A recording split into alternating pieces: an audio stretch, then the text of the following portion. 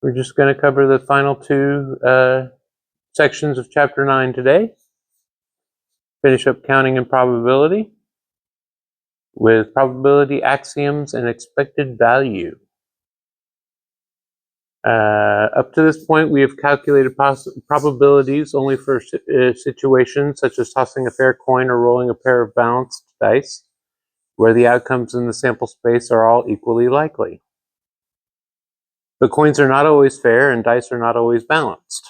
How is it possible to calculate probabilities for these more general situations?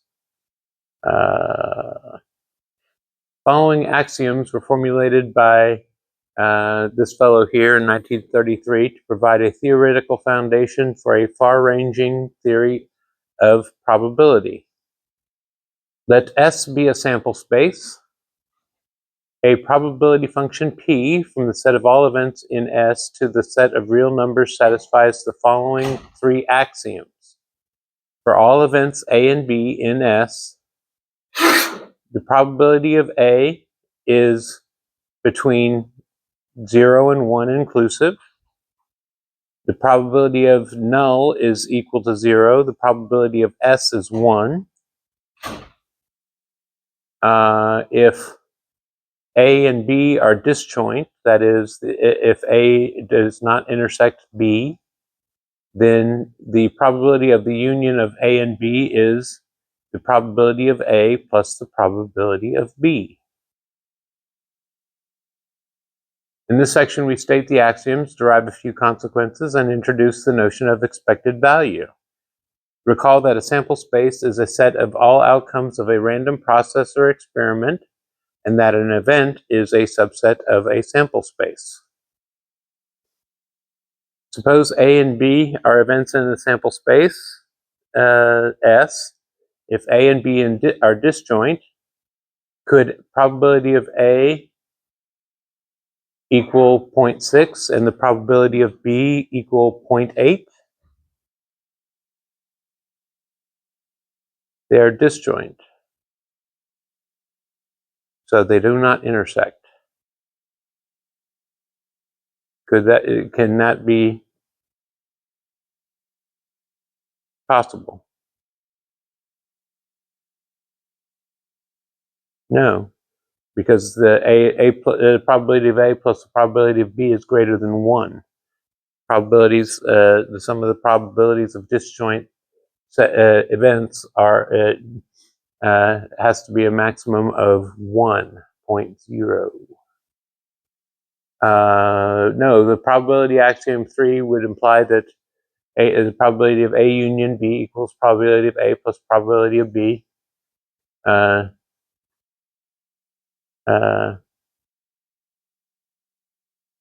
It would be 1.4, and since that's greater than 1, the result would violate probability axiom 1. Suppose that A is an event in a sample space S. Deduce that the probability of the complement of A is 1 minus the probability of A. Well, S representing the universal set U, A intersect A complement is equal to the null. A union with the complement is equal to S. Thus, S is the disjoint union of A and A complement. And so, probability of A and A complement, the union of A and A complement is equal to the probability of A plus the probability of complement of A, which equals to the probability of S, which is 1.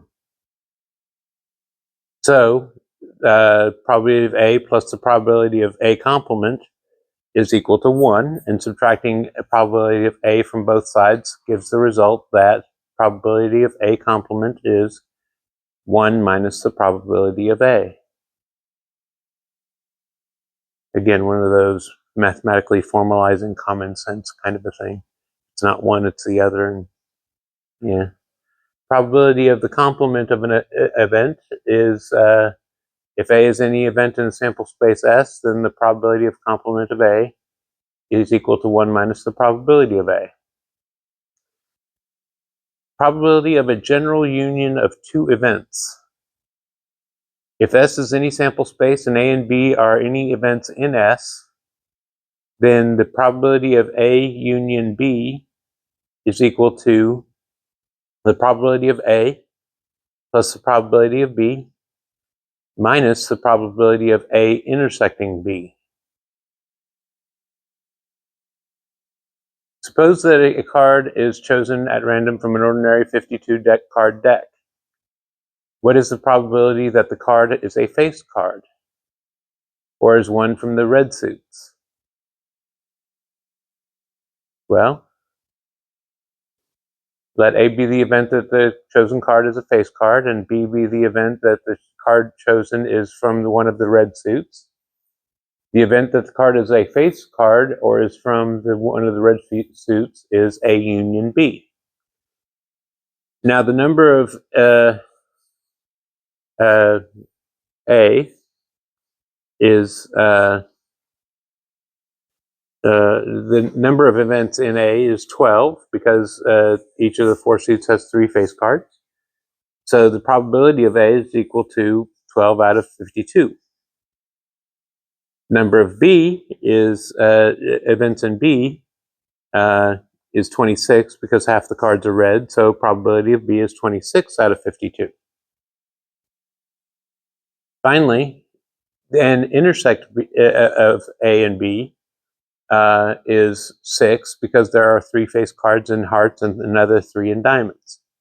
And so probability of A intersect B is 6 out of 52. It follows from the formula for the probability of a union of any two events that the probability of A union B is equal to the probability of A plus the probability of B minus the probability of A intersect B, which, when you substitute in, gives you 61.5% approximately.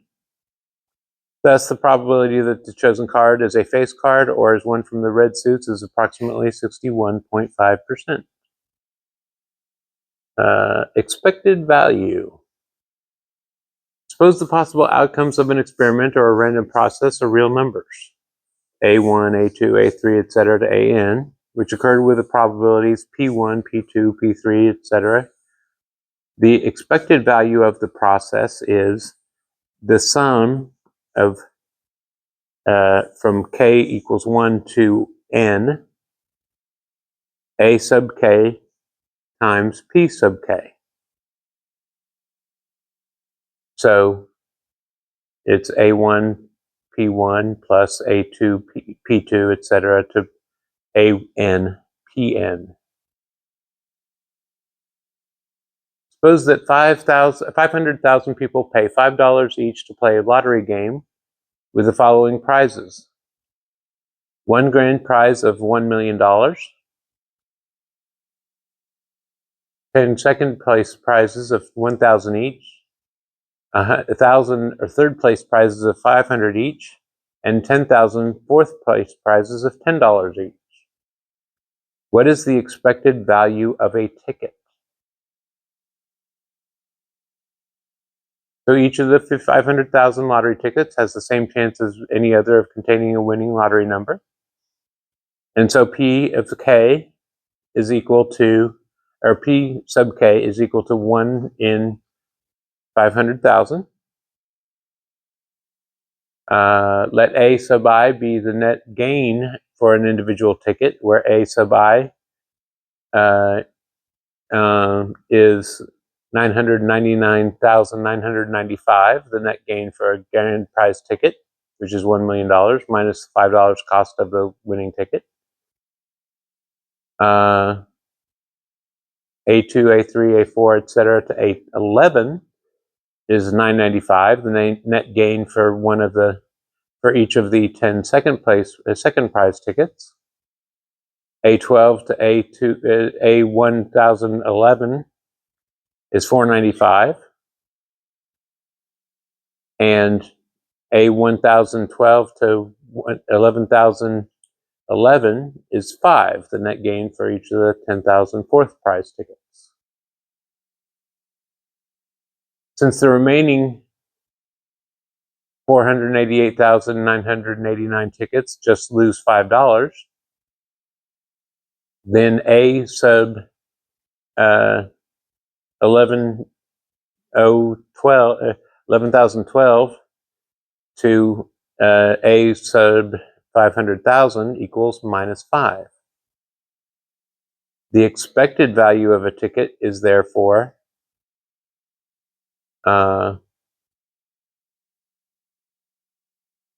represented by this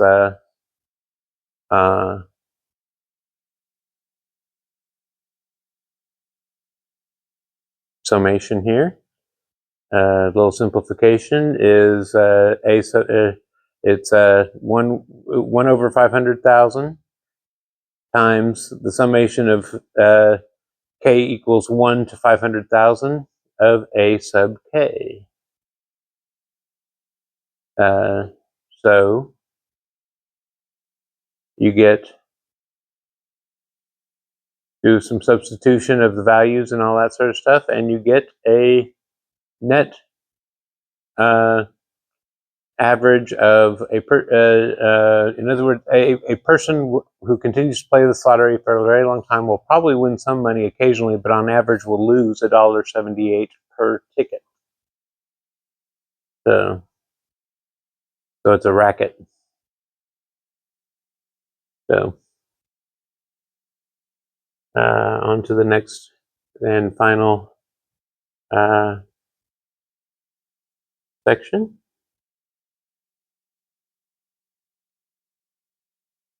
Counting and probability, conditional probability, Bayes formula, and independent events. Conditional probability. Let A and B be events in a sample space. If probability of A is not equal to 0, then the conditional probability of B given A, denoted P of B bar A, is the probability of A intersect B divided by the probability of A. A pair of fair dice, one blue and the other gray, are rolled. What is the probability that the sum of the numbers showing up is 8, given that both of the numbers are even? The sample space is the set of all 36 outcomes obtained from rolling 2 dice and noting the numbers showing a face-up on each. As in earlier section, denote by AB the outcome that the number showing up on the blue die is A and the one on the gray die is B. Let A be the event that both numbers are even, and B be the event that the sum of the numbers is 8. Well, A is the sample space for A is given here. The probability of the sample space for B is given here, and the intersection is 2, 6, 4, 4, 6, 2. Because the dice are fair, and so all outcomes are equally likely, the probability of A is 9 over 36. Probability of B is 5 over 36. And the probability of A intersect B is 3 over 36. By definition of conditional probability, if the dice are even, the probability of them equaling 8 is going to be 1/3.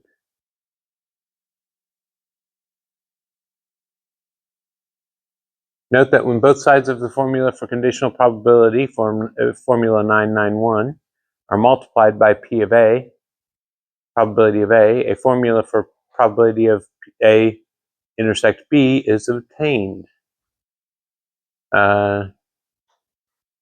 And by dividing both sides of formula 992 by probability of B given A gives a formula for probability of A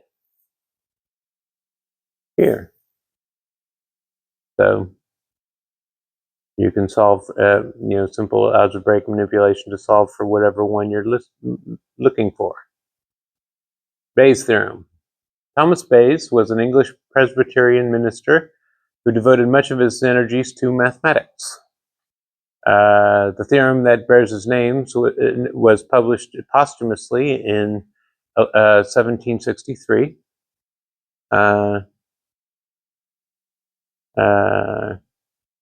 Bayes' theorem.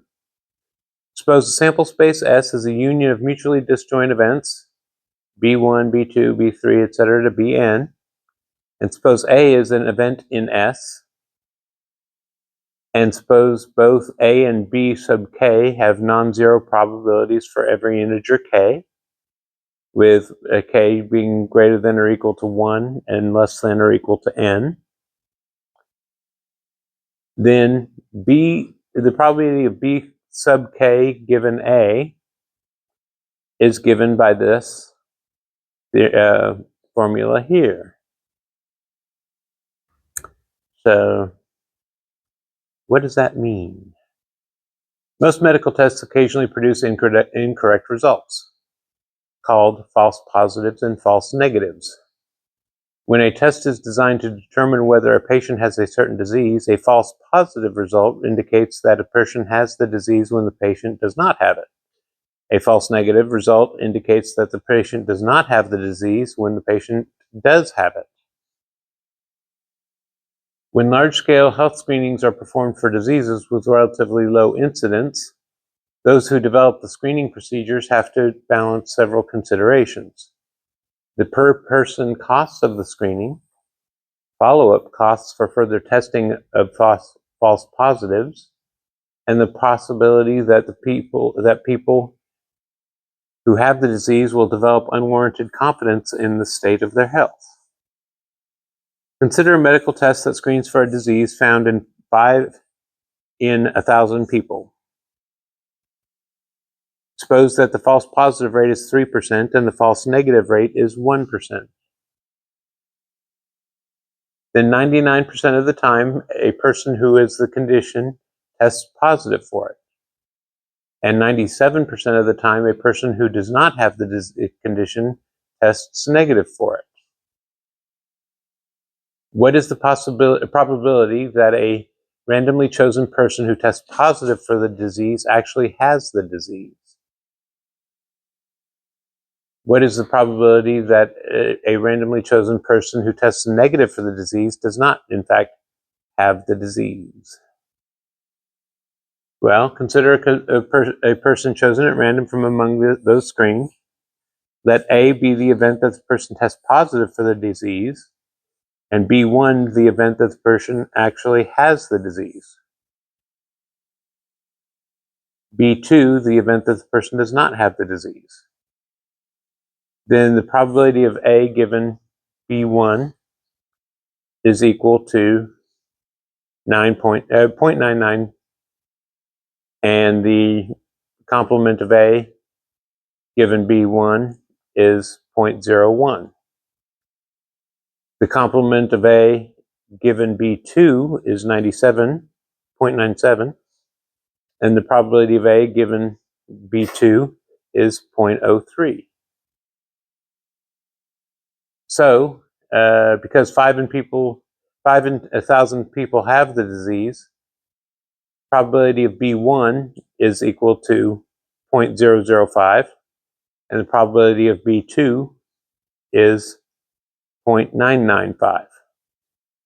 By Bayes' theorem, the probability of B1 given A is here, and you substitute your values for that, and you end up with approximately 14.2% chance of, let's see, what is the question? 14.2% test positive for the disease and actually have the disease. And the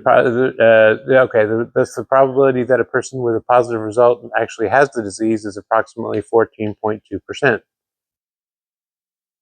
For part B, Bayes' theorem is again used again with the probability of B of sub 2 given complement of A. And the probability of a negative result, given that they do not have the disease, is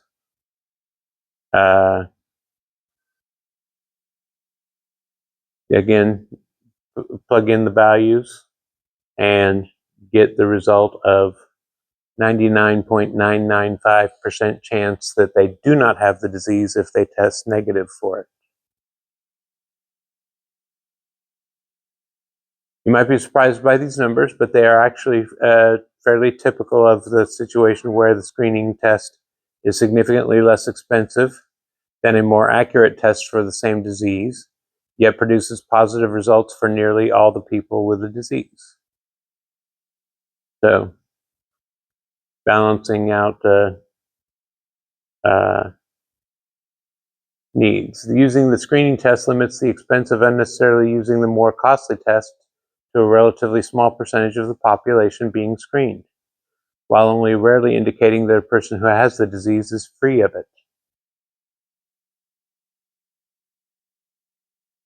So, independent events. Suppose a fair coin is tossed twice. It seems intuitively clear that the outcome of the first toss does not depend on in any way on the outcome of the second toss. And conversely, the outcome of the second toss does not depend on the outcome of the first toss. In other words, if, for instance, A is the event that a head is obtained on the first toss, and B is the event that the head is obtained on the second toss, then if the coin is tossed randomly both times, both A and B should be independent in the sense that the probability of A given B is equal to P of A, and the probability of B given A is the probability of B. If A and B, definition, if A and B are events in a sample space S, then A and B are independent if and only if the probability of A intersect B is equal to the probability of A times the probability of B. Let A and B be events in the sample space S, and suppose A intersect B is the null set, is null. The probability of A does not equal 0, and the probability of B does not equal 0. Show that the probability of A intersect B does not equal probability of A times the probability of B. Because A intersect B is not null, or is null, probability of A intersect B is equal to 0. By probability axiom 2, if probability of A times probability of B is not equal to 0,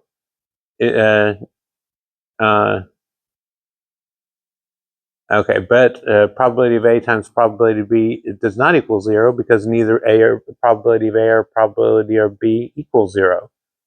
Thus, the probability of A intersect B is not equal to P of A times P of B. A coin is loaded so the probability of heads is 0.6. Suppose the coin is tossed twice. Although the probability of heads is greater than the probability of tails, there's no reason to believe that whether the coin lands heads or tails on one toss will affect whether it lands heads or tails on the other toss. Thus, it is reasonable to assume that the results of the tosses are independent. What is the probability of obtaining 2 heads? What is the probability of obtaining 1 head? What is the probability of obtaining no heads? What is the probability of obtaining at least one head? Well, sample space S consists of 4 outcomes: heads, heads, heads, tails, tails, heads, and tails, tails, which are not equally likely. Let E be the event that the head is obtained on the first toss, and let F be the event that the head is obtained on the second toss. P of E equals P of S, which equals 0.6, and it is to be assumed that E and F are independent. The event of obtaining 2 heads is E intersect F. And because E and F are independent, the probability of 2 heads is equal to P of E times P of F, which is 0.6 and times 0.6, which is 36%. One head can be obtained by 2 mutually exclusive ways: one head on the first toss and tail on the second, or tail on the first toss and head on the second.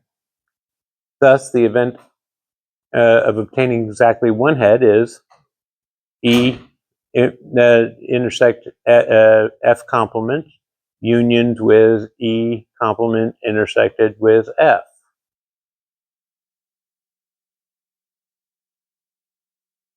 Also, that expression is not null, and moreover, by the formula for the probability of the complement of an event, E complement is probability of E complement is equal to probability of F complement, which is 0.4. Hence, probability of one head is the probability of E times the probability of F complement plus probability of E complement times the probability of F, which it comes out to 48%. The event of obtaining no heads is the intersection of E complement with F complement. Thus, no heads is equal to 0.4 times 0.4, or 16%. There are 2 ways to solve this problem on the getting one or more heads. One is to observe that because the event of obtaining one head and the event of obtaining 2 heads are mutually disjoint, the probability of at least one head is equal to the probability of one head plus the probability of 2 heads. So, which would give you 0.48 plus 3.36, or 84%. The second way is to use the fact that the event of obtaining at least one head is the complement of obtaining no heads. So, P of at least one head is 1 minus the probability of no heads, or again, 84%. Suppose a coin is loaded so that the probability of the heads is 0.6, and suppose the coin is tossed twice. If this experiment is repeated many times, what is the expected value of the number of heads?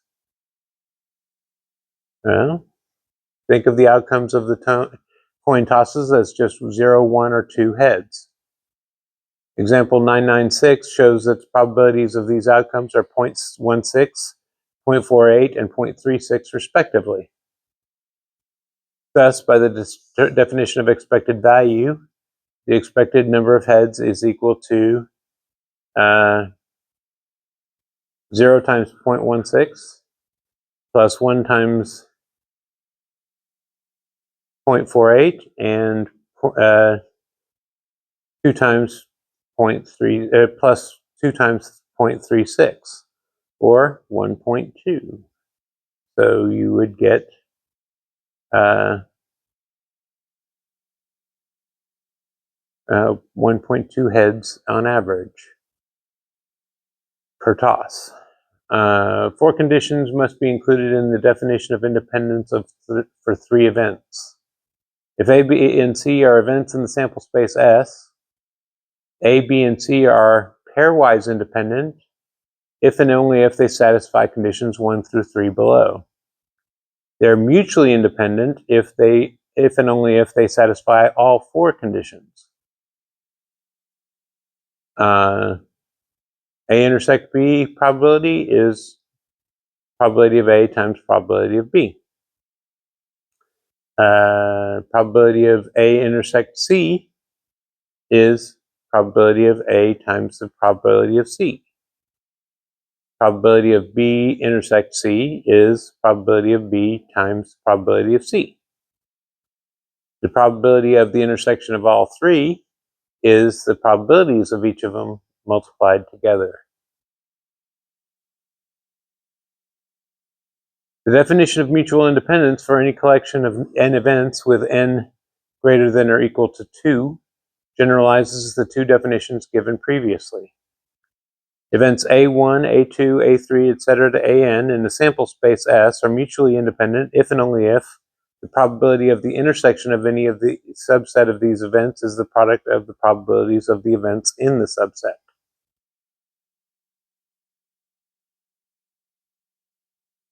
So, same coin loaded with 0.6, the probability of heads. Suppose the coin is tossed 10 times. As in example 996, it is reasonable to assume that the results of these tosses are mutually independent. What is the probability of obtaining 8 heads?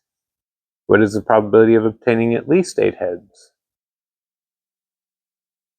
Well, for the getting 8 heads, for each I, 1 through 10, let hi sub I be the event that the head is obtained on the ith toss. Let ti be the event that a tail is obtained on the ith toss.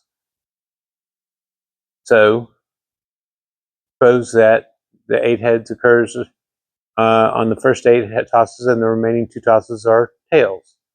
This is the event given here. For simplicity, we denote it as 8 H's and 2 T's. By definition of mutually independent events, you would have the probability of all that to be 0.6 raised to the 8th times 0.4 squared. Because the commutative law for multiplication, if the 8 heads occur in any other of the 10 tosses, the same number is obtained. For instance, if we denote, this in a different order, then the result would be the same. Now, there are many different ways to obtain 8 heads and 10 tosses, as there are subsets of 8 elements, the toss numbers on which the heads are obtained, that can be chosen from a set of 10 elements. This number is 10 choose 8. It follows that because the different ways of obtaining 8 heads are all mutually exclusive, the probability of 8 heads is 10 choose 8 times 0.6 raised to the 8th times 0.4 raised to the 2nd. By reasoning similar to that in part A, the probability of 9 heads is going to be given this way: 0.6 to the 9th times 0.4 to the 1st times 10 choose 9. And probability of 10 heads is 10 to the 6th times 0.4 to the 0th. So you would add them together, because obtaining 8, 9, or 10 are mutually disjoint. You can add the probabilities together and get this equation that you can multiply everything out with, which ends up being about 16.7%.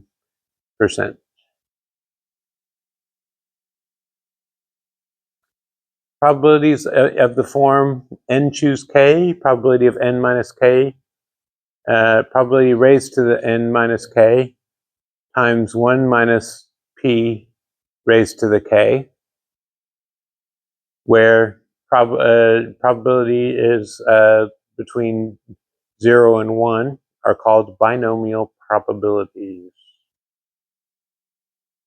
And that will wrap up chapter 9.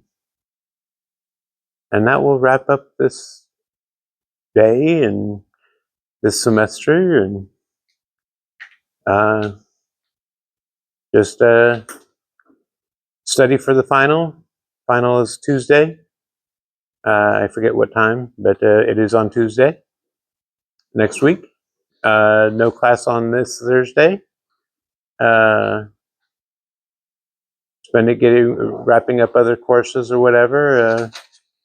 I don't know how many projects you might have going this semester that you need to get turned in by the end of the week, but take some time to work on those.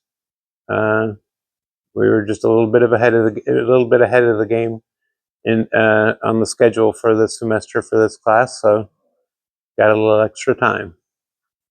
Anyway, have a good day. See you on Tuesday.